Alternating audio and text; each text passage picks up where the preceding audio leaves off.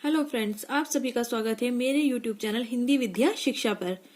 आज हम हमारे हिंदी के एक अत्यंत महत्वपूर्ण विषय विराम चिन्ह के बारे में पढ़ेंगे। विराम चिन्ह हमारे लिए इतने महत्वपूर्ण है जो कि हमारी भाषा को शुद्ध करते हैं। अगर हमारे परीक्षा के अंदर वाक्यों को शुद्धिकरण करने के लिए आ जाता है तो हमें पता होना चाहिए कि हमारा कहाँ कौन सा चिन्ह लगेगा।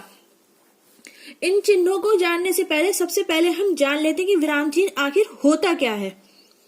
विराम का अर्थ होता है ठहराव या रुकना, यानी कि विराम उसका अर्थ क्या होता है? उसका अर्थ होता है रुकना या ठहरना। जिस तरह से हम काम करते हैं, काम करते करते बीच में हमें रुकने की आवश्यकता होती है, फिर आगे बढ़ते हैं। वैसे ही हमें लेखन में भी विराम की आवश्यकता होती है, क्योंकि जो हम भाषा के जो हम लिखित वो है रूप, उसमें जो हमारे मन के भाव हैं उन्हीं को तो व्यक्त करते हैं। तो जब वो भाव हम व्यक्त करते हैं तो उसमें हमें विश्राम की आवश्यकता होती है, यानी कि विराम की आवश्यकता होती है। उन विराम को दर्शाने वाले चिन्ह विराम चिन्ह कहलाते हैं। ये पूर्व जो है विराम को छोड़कर सभी विराम चिन्हों को अंग्रेजी से संबंध करते हैं। अब हम इसके अंदर जो बिल्कुल महत्वपूर्ण चिन्ह हैं उनके विषय में हम पढ़ेंगे और उनको पहचानेंगे कि वो किस तरह से होते हैं। चलिए वीडियो को आगे बढ़ाते हुए अब हम अपनी वीडियो की शुरुआत करते हैं और प्लीज वीडियो को स्किप मत कीजिएगा, इसको ध्यान से देखिएगा, ये बहुत ही महत्वपूर्ण विषय है। सबसे पहले होता है हमारा अल्प विराम। क्या होता है हमारा अल्प विराम? ये एक कॉमे की तरह होता है, ऐसे एक कॉमे की तरह होता है। इसको हम क्या कहते हैं? अल्प विराम।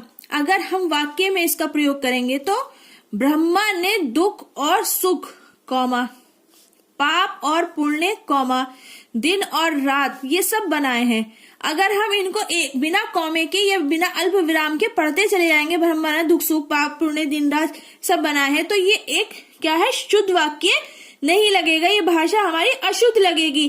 तो इसको सुंदरता प्रदान करने के लिए, शुद्धता प्रदान करने के लिए हमें इस अल्प विराम की आवश्यकता पड़ती है, जहां पर हमें जो है कुछ ठहराव की आवश्यकता होती है, वहां पर कुछ देर रुकना होता है, ज्यादा देर नहीं, कुछ देर रुकना होता है, वहां हम अल्प विराम लगाते हैं। दूसरा है हमारा अर्ध विराम। ठीक है, ऐसे ये इसका जो है सेम शेप जो है हमारे अल्प विराम के जैसे ही होता है, बस क्या है इसके ऊपर एक डॉट लगा होता है। इसकी पहचान क्या है? इसके ऊपर एक डॉट लगा होता है। अल्प विराम में क्या था? खाली हमारा ये था, कॉमा था, और अर्ध विराम में हमें डॉट लगाना होता है। अगर हम कहेंगे पक्षी गाते गाते घोंसलों की ओर उड़े और जंगल में अंधेरा फैलने लगा, ये हमारे दो सेंटेंस हैं, उड़े और जंगल में अंधेरा फैलने लगा। यहां से तो यहाँ हमें क्या है? अर्ध विराम। यहाँ हमें थोड़ा रुकना पड़ा, इन दोनों वाक्य को अलग करने के लिए थोड़ी देर रुकना पड़ा। यहाँ पर हमने कौन सा विराम लगाया? अर्ध विराम। तीसरा है हमारा पूर्ण विराम।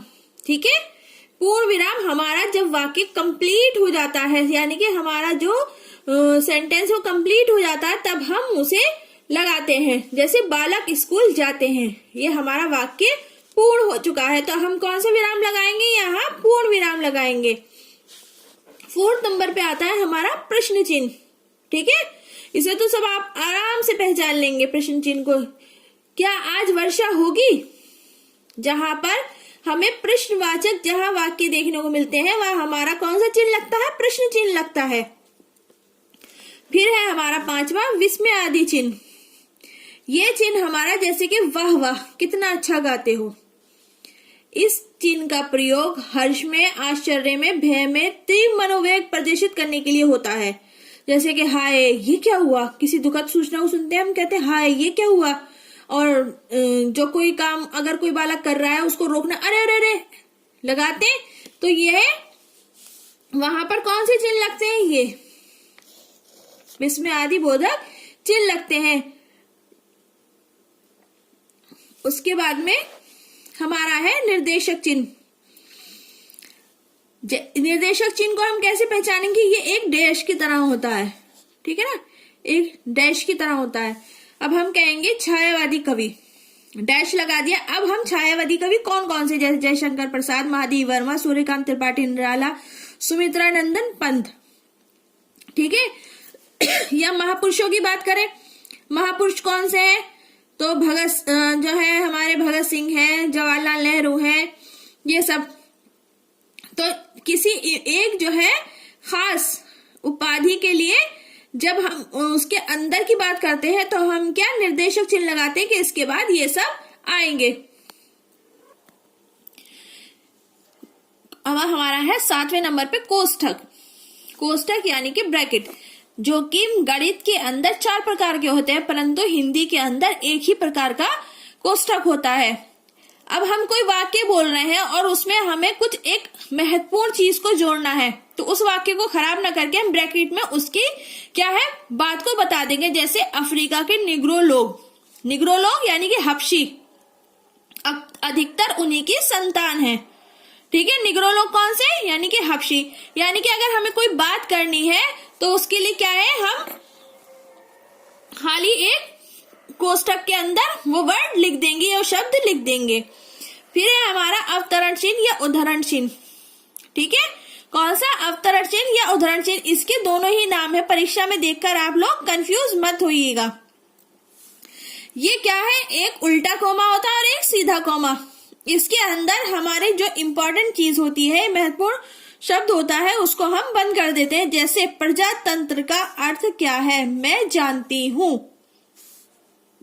प्रजातंत्र, इसको हमने क्या है, किसमें? अवतरण चिन्ह में बंद कर रखा है, ठीक है ना। अगर आपको ये सब समझ में आ रहा है तो प्लीज लाइक का बटन दबा दीजिए। नवा है हमारा पुनरुक्ति सूचक चिन्ह, ठीक है। पुनरुक्ति सूचक चिन्ह, इसका प्रयोग हम लोग कब करते हैं? जब एक शब्द को हमें एक से अधिक बार बताना होता है, तो हम श्रम और समय को बचाने के लिए इस चिन्ह का प्रयोग करते हैं, ठीक है ना। इस चिन्ह को हम कब प्रयोग करते हैं? जैसे कि अब हमने कोई लिस्ट बना रहे हैं, बच्चों के एग्जाम के लिए कोई लिस्ट बना रहे हैं, तो उसमें हमने पास लिख दिया, पास ऊपर लिख दिया पास। अब बाकी के जो जो बच्चे हैं उनके नीचे चिन्ह लगाते चले जाएंगे। कौन से चिन्ह? ये वाले, ये हमारा पुनरुक्ति क्या सूचक चिन्ह, यानी कि ये जो हम बता रहे हैं वो हमारा बार बार रिपीट हो रहा है। फिर है हमारा विवरण चिन्ह, यानी कि हमें किसी बात के बारे में कुछ बताना है, उसके लिए हम कौन सा चिन्ह लगाते हैं? ये हम ये चिन्ह कब प्रयोग करते हैं? निबंध में। निबंध में अधिकतर यही चिन्ह प्रयोग किया जाता है कि हमने हेडिंग डाली और उसके आगे चिन्ह लगाया। अब वो जो हमने हेडिंग डाली उसके विषय में हम पूरा लिखते चले जाएंगे। तो प्लीज वीडियो को लाइक करिएगा, शेयर करिएगा, सब्सक्राइब करिएगा और वीडियो को स्किप मत करिए। 11 नंबर पे हमारा उपविराम। हमने कौन कौन से पढ़े थे? अल्प विराम, अर्ध विराम, पूर्ण विराम, और ये हमारा कौन सा है? उपविराम, जहां हमें थोड़ा रुकना पड़ता है। अल्प विराम, अर्ध विराम और पूर्ण विराम के बाद हमारा क्या है? उपविराम। इसका चिन्ह क्या होता है? ये पॉइंट जो लगे हुए ये क्या है? हमारे उपविराम है। नेक्स्ट आता है हमारा लाघव चिन्ह। किसी भी फुल फॉर्म को जब हम शॉर्ट फॉर्म में लिखते हैं तो ये चिन्ह हम लगाते हैं। कौन सा? ये गोल गोल, ये गोला जो बना है इसको हम कौन से चिन्ह के नाम से जानते हैं? लाघव चिन्ह के नाम से। नेक्स्ट है हमारा लोप चिन्ह। ये डैश डैश या प्लस के साइन दोनों तरह में आता है। अगर हम इसका वाक्य में प्रयोग करेंगे तो हम कहेंगे मैं तो जितना कहती हूँ उतना करती हूँ, तू तो, ये कहकर हमने क्या डैश डैश लगा दिया। ये सारे चिन्ह जितने भी हैं इनका प्रयोग हम अपने दैनिक जीवन में करते हैं, परंतु क्या है, हमें इनका नाम नहीं पता होता है और हमें ये नहीं पता होता है कि हमने ये यहाँ क्यों लगाए हैं। जैसे कि देखिए हम यहाँ पर रुके हैं तो हमने यहाँ कॉमा लगाया है। कौन सा चिन्ह लगाया है? यहाँ पे हमने अल्प विराम लगाया है ना। यहाँ पर कौन सा चिन्ह लगा? अल्प विराम। यहाँ हमने सेंटेंस कंप्लीट किया तो कौन सा चिन्ह लगा? पूर्ण विराम। तो ये सब हमें क्या है इस वीडियो के माध्यम से समझ में आ जाएंगे, तो प्लीज वीडियो को स्किप मत कीजिएगा। नेक्स्ट है हमारा त्रुटि विराम। त्रुटि विराम हम जब लगाते हैं, कोई सेंटेंस हम लिख रहे हैं और लिखते लिखते हम उसको भूल गए और हमें उसे काटना भी नहीं है, तो क्या है, हम इस चिन्ह का प्रयोग करते हैं। ठीक है ना, कौन सी चिन्ह का प्रयोग करते हैं, इस चिन्ह का प्रयोग करते हैं। इसको हम त्रुटि विराम भी कहते हैं। पीछे आपने देखा होगा वीडियो में, मैंने इस चिन्ह का प्रयोग किया हुआ है। फिर है हमारा टीका सूचक। इसके लिए हम क्या है, स्टार बना देंगे, प्लस लगा देंगे, 2 बना देंगे। क्या है, अगर हमें कोई नोट लिखना है और उस पे जगह नहीं है तो हम क्या है, इसको नोट की लगा देंगे, नोट की तरह कि इसको क्या है, ये इंपॉर्टेंट है, इसको पढ़ लीजिए। नेक्स्ट है हमारा तुल्यता सूचक। जैसे सूर्य डैश बराबर, इसका चिन्ह कौन सा होता है, डैश होता है। ये डैश लगा दिया, सूर्य यानी कि दिनकर, प्रभात, ये सब। अंत में हमारा आता है समाप्ति सूचक चिन्ह। जब हमारा कार्य पूर्ण हो जाता है तो हम कौन सा चिन्ह लगाते हैं, समाप्ति सूचक चिन्ह, ये वाला चिन्ह। एप्लीकेशन है, कोई हम पेपर बना रहे हैं या कुछ भी हम लिखने का कार्य कर रहे हैं तो अंत में कौन सा चिन्ह लगता है, ये एक बड़ा सा चिन्ह होता है। इसको हम क्या कहते हैं, समाप्ति सूचक चिन्ह कहते हैं। अगर आपको मेरी वीडियो पसंद आई हो तो इसको लाइक, शेयर और सब्सक्राइब जरूर कीजिएगा।